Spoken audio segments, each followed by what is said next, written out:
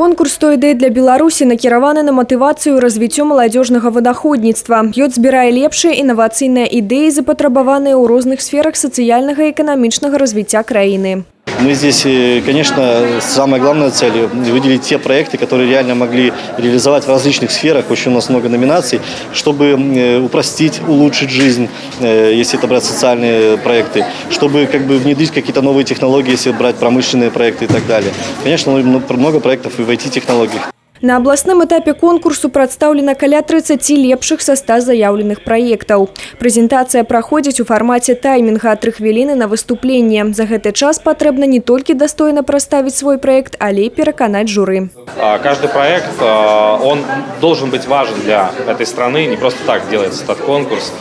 Если проект действительно поможет нести хотя бы маленькую, в дальнейшем, может, и большую лепту в развитии экономики нашей страны, продвижение его имиджа нашей страны по миру.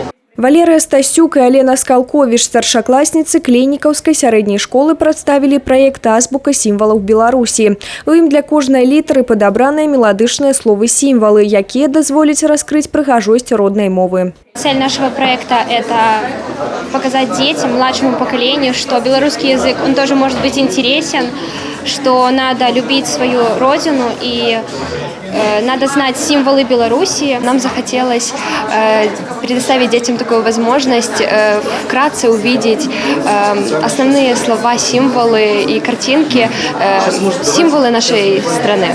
Удзельнікі абласнога этапу конкурсу прадставіць свае праекты перад рэспубліканскім экспертным саветам вясной 2020 года.